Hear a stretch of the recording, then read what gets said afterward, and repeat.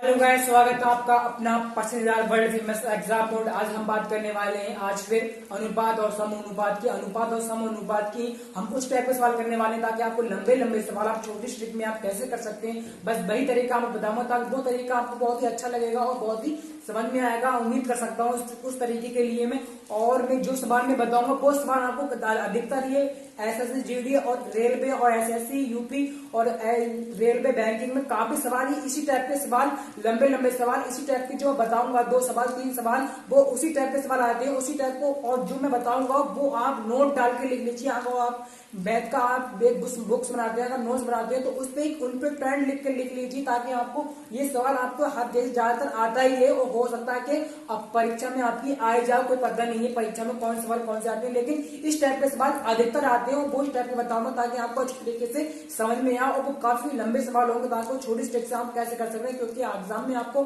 कम समय होता है तो आप कम समय में लंबे लंबे सवाल कैसे कर सकते हैं। आपको स्क्रीन शो करता हूँ। इससे पहले अगर मेरे चैनल पर नए हो चैनल को सब्सक्राइब और वीडियो को लाइक जरूर कीजिए। अब चलिए वीडियो की तरफ और वीडियो के एंड तक में रहना है ताकि आपको हर एक पॉइंट आपको समझ में आए, क्योंकि इन सवालों को आपको बहुत ही डीपली समझना है ताकि ये सवाल आपको बहुत ही इंपोर्टेंट रहने वाले हैं। देखिए, दो विद्यालय में ए तथा बी विद्यार्थियों की कुल संख्या 990 है। यदि विद्यालय ए विद्यार्थियों की संख्या 5% वृद्धि वो कमी तथा बी विद्यालय में संख्या में 15% 14% की वृद्धि हो जाए तो दोनों विद्यालय में विद्यार्थियों की संख्या समान हो जाएगी। विद्यालय ए के विद्यार्थियों की संख्या का विद्यालय बी के विद्यार्थियों की संख्या का अनुपात, यानी ए और बी का अनुपात पूछा है। लेकिन देख बहुत ही अच्छी तरीके से आपको समझ में होगा। जहां भी आपकी परसेंट वाली बात आती हो और कमी और वृद्धि की बात आती हो तो आपको 100 में से घटा के लिखना है। परसेंट वाली बात आती हो और कमी और वृद्धि की बात होगी, जहां उस कंडीशन में आपको 100 से घटा के लिखना है और 100 से बढ़ा के लिखना। कमी की बात हो रही तो 100 से आपको घटा के लिखना और वृद्धि की बात हो रही तो आपको 100 से बढ़ा के लिखना है, लेकिन करना आपको 100 से ही है। और ये करना है सिर्फ आपको परसेंट में और वृद्धि में करना है, परसेंट की और वृद्धि में आगे कमी और वृद्धि में, लाभ और हानि में करना है। देखिए आपको बहुत ही डीपली समझना है तो, क्योंकि ये सवाल आपको बहुत ही इंपोर्टेंट है। देखिए आप ए और बी लिखिए यहाँ पे, यानी कि ए विद्यालय और बी विद्यालय, ए और बी, ठीक, ताकि आपको अच्छी तरीके से समझ में आए। फॉल्ट लिखे ए और बी, यानी कि ए और बी जो ए की है या जो ए विद्यालय में संख्या में 5% की कमी कर दी जाए, 5% की कमी कर दी जाए, यानी कि आपको 100 से घटा कर लिखना है। 5% की कमी कर दी जाए वृद्धि, और जहां परसेंट की बात आती हो वहां पे आपको 100 से घटा के लिखना है। तो 5% कमी आएगी, कितने लिखे आएंगे यहाँ पे 95, और बाद में यानी कि 100 यानी 95, और जब आप परसेंट की बात हुई तो 100 भी लिखे आते, लेकिन 100 आप लिख लें ताकि आपको कटी जाएंगे बराबर अनुपात में होंगे, कटी जाएंगे, लेकिन आप लिख लीजिए एक साथ ताकि आपको अच्छी तरीके से समझ में आए और आपकी आदत बनी हो। क्या आप कहीं आप 100% के 100 लगाएं नहीं लगाएं, देखिए। और बाद में बी विद्यालय में 14% की वृद्धि कर दी जाए। 14% की वृद्धि यानी कि 100 से आपको बढ़ा के लिखना है 114 और आप बटे में 100, यानी कि 100 से 100 कैंसिल हो जाएंगे, ठीक। और आपको देखो 19 आपको यानी कि 19 पंजे होते हैं आपके 95 पंजे आपके होते हैं 95, अनुपात वो बराबर बी गुणा यानी कि 19 छंग होते हैं 19 छंग 114। बस आप यहाँ लिख लीजिए 19 छंग 114। बाद में आपको देखना होगा कि ए की वैल्यू क्या है और बी की वैल्यू क्या है। बस आपको यही ध्यान रखना है। जो आपको मैंने सम्मिलित अनुपात में जो वैल्यू सेट करने की मैंने पूरी वीडियो आपको बना रखी है, अगर आपने वो नहीं देखी तो इस वीडियो की डिस्क्रिप्शन पे उसकी लिंक है, वहां पे आप जाके देखिए ताकि आपको हर एक जो पॉइंट्स आपको समझ में आएगा कि अनुपात में वैल्यू कैसे सेट करी जाती है। जो वैल्यू सेट करी जाती वो करी जाती है यानी कि सामने, यानी कि जो पीछे वाले को सामने व पीछे शुरू वाले की जो वैल्यू होती है वो होती है आपकी लास्ट में, और शुरू वाले की लास्ट में यानी कि वो होती है आपकी, यानी कि जो बी की वैल्यू आई 5 और ए की वैल्यू 5, यानी कि आपको ए और बी के अनुपात का निकाल लेना है। तो जो ए की वैल्यू आई वो आई 6 आपकी और बी की वैल्यू आई 5। बस इस टाइप के ये सवाल होते हैं, काफी अच्छे सवाल हैं ये और काफी सवाल एग्जाम पूछा गया है ये सवाल।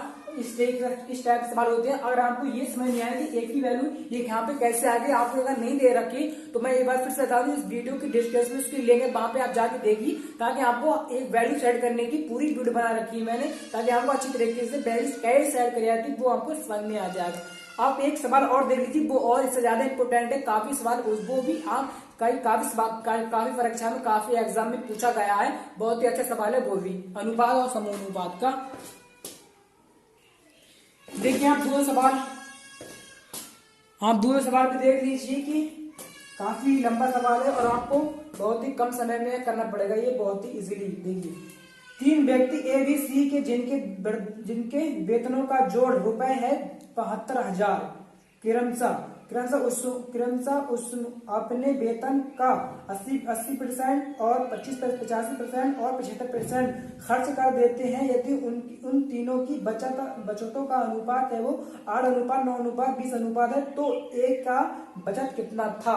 यानी कि इनकी कमाई है 80%, 85%, 75% और इसमें खर्च कर देते हैं, इनमें 8:9 में खर्च कर देते हैं। बाद में ए की बचत क्या है कि ए इतने रुपए कमाकर इतने रुपए जो बचाएगा वो बाद में कितने रुपए बचा सकता है, बस ये सवाल ये कह रहा है।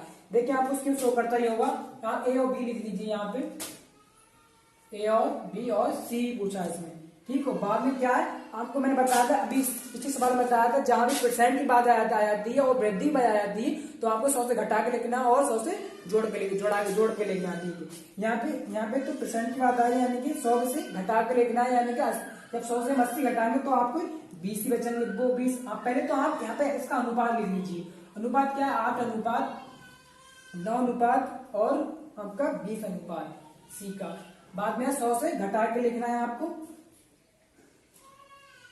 100 से घटा के लिखना है, यानी कि 80 में से अगर 100 में से 80 चले जाएगा तो आपका 20 बचेगा। बाद में 85% यानी कि तो 15 बचेगा आपका, 75% यानी वो बचेगा आपका 25%, ठीक। आपको बहुत ही डीपली सवाल है, ये सवाल बहुत ही इंपोर्टेंट है, तब सवाल काफी परीक्षा में पूछा गया है। और अनुपात और समूहानुपात में आपको पूरी छूट होती है, किसी के नंबर से गुणा, किसी के नंबर से भाग कर सकते हैं और आप कुछ भी मान सकते हैं, लेकिन उसके सवाल के अकॉर्डिंग ही मान सकते हैं, अपने अकॉर्डिंग कुछ नहीं मान सकते। देखिए तो आप यहाँ पे सब में 0 लगा लीजिए, 80 में, 90 में और 20 में, तो आप काट लीजिए।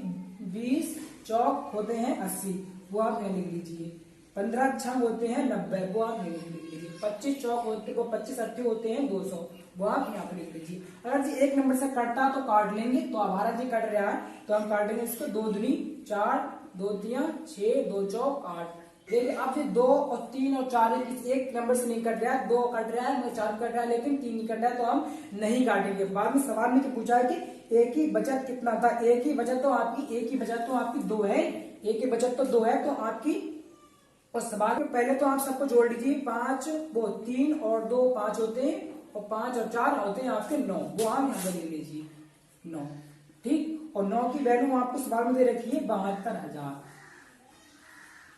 72,000 आपको सवाल में दे रखी है। 9 अट्ठे होती है 72, एक की वैल्यू आ गई आपकी 72, ठीक है। एक की वैल्यू आपकी 8,000 आ गई।